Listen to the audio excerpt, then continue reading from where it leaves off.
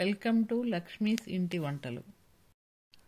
మీకు మా వీడియోలు నచ్చినట్లయితే please do subscribe to my channel. ఈరోజు మనం చింత చిగురు మటన్ ఎలా తయారు చేయాలో నేర్చుకుందాం.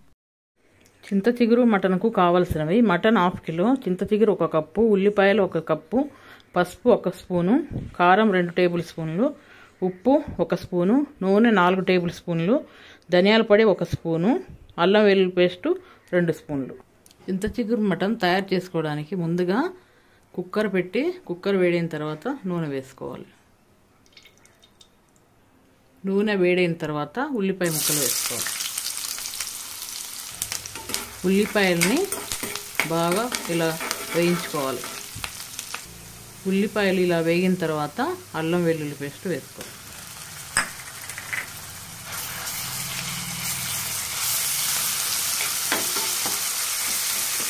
అల్లం వెల్లుల్లి పేస్టు కొంచెము దూరగా వేయించుకోవాలి. అల్లం వెల్లుల్లి పేస్ట్ కొంచెం వేగిన తర్వాత శుభ్రంగా కడిగి ఉంచుకున్న మటన్ వేసుకోవాలి. మటన్ అంతా ఇలా బాగా కలుపుకొని మటన్లోని నీరంతా ఇంకిపోయే వరకు ఉడికించుకోవాలి.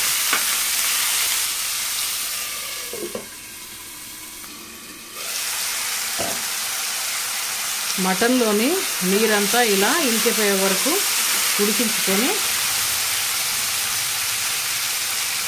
పసుపు,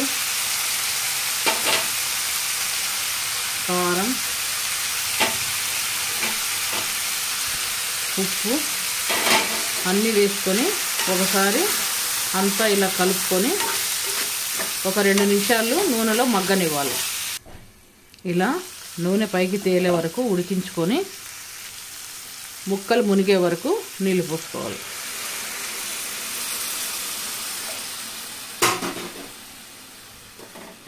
నీళ్ళు పోసిన తర్వాత అంతా ఒకసారి ఇలా కలుపుకోవాలి. తర్వాత కుక్కర్ మూత పెట్టుకొని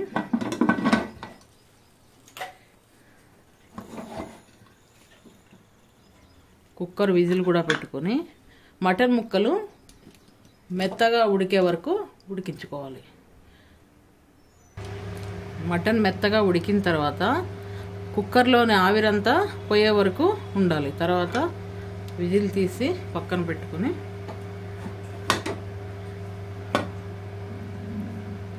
కుక్కర్ మూత తీసి పక్కన పెట్టి మళ్ళీ పొయ్యి వెలిగించుకొని చింత చిగురుని శుభ్రంగా కడిగి ఇలా చిన్నగా తరుక్కొని పెట్టుకోవాలి. తరిగి ఉంచుకున్న ఈ చింత చిగురుని మటన్లో ఇలా వేసుకోవాలి.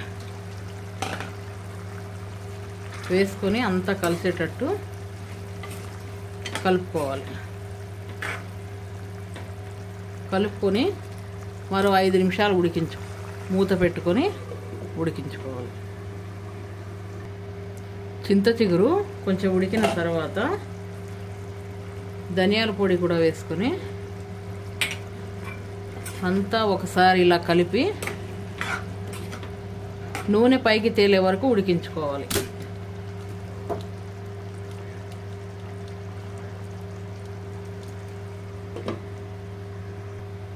అంతా బాగా ఉడికిన తర్వాత స్టవ్ ఆఫ్ చేసుకోవాలి. తర్వాత ఒక సర్వింగ్ బౌల్లోకి తీసుకోవాలి.